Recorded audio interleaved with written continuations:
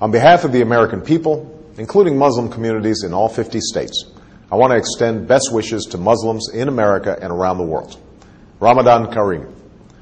Ramadan is the month in which Muslims believe the Quran was revealed to the Prophet Muhammad, beginning with a simple word, Iqra.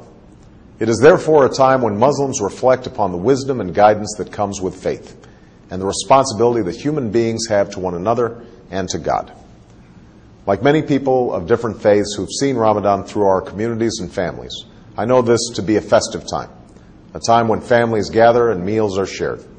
But I also know that Ramadan is a time of intense devotion and reflection, a time when Muslims fast during the day and perform Taraweeh prayers at night, reciting and listening to the entire Quran over the course of the month. These rituals remind us of the principles that we hold in common, and Islam's role in advancing justice, progress, tolerance, and the dignity of all human beings. For instance, fasting is a concept shared by many faiths, including my own Christian faith, as a way to bring people closer to God, and to those among us who cannot take their next meal for granted. And the support that Muslims provide to others recalls our responsibility to advance opportunity and prosperity for people everywhere. For all of us must remember that the world we want to build and the changes that we want to make must begin in our own hearts and our own communities.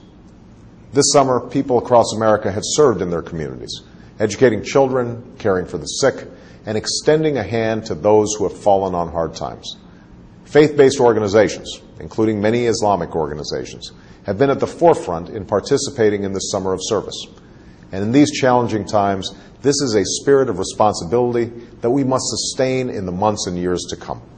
Beyond America's borders, we're also committed to keeping our responsibility to build a world that is more peaceful and secure. That's why we're responsibly ending the war in Iraq. That's why we are isolating violent extremists while empowering the people in places like Afghanistan and Pakistan.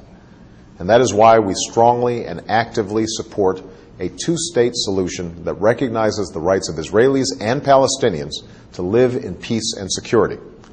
That's also why America will always stand for the universal rights of all people to speak their mind, practice their religion, contribute fully to their society, and to have confidence in the rule of law. All of these efforts are a part of America's commitment to engage Muslims and Muslim-majority nations on the basis of mutual interest and mutual respect. And at this time of renewal, I want to reiterate my commitment to a new beginning between America and Muslims around the world. As I said in Cairo, this new beginning must be borne out in a sustained effort to listen to each other, to learn from each other, to respect one another, and to seek common ground. I believe an important part of this is listening. And in the last 2 months, American embassies around the world have reached out not just to governments, but directly to people in Muslim-majority countries. And from around the world, we have received an outpouring of feedback about how America can be a partner on behalf of people's aspirations. We have listened. And like you, we are focused on pursuing concrete actions that will make a difference over time, both in terms of the political and security issues that I've discussed, and in the areas that you have told us will make the most difference in people's lives. These consultations are helping us implement the partnerships that I called for in Cairo, to expand education exchange programs, to foster entrepreneurship and create jobs, and to increase collaboration on science and technology while supporting literacy and vocational learning.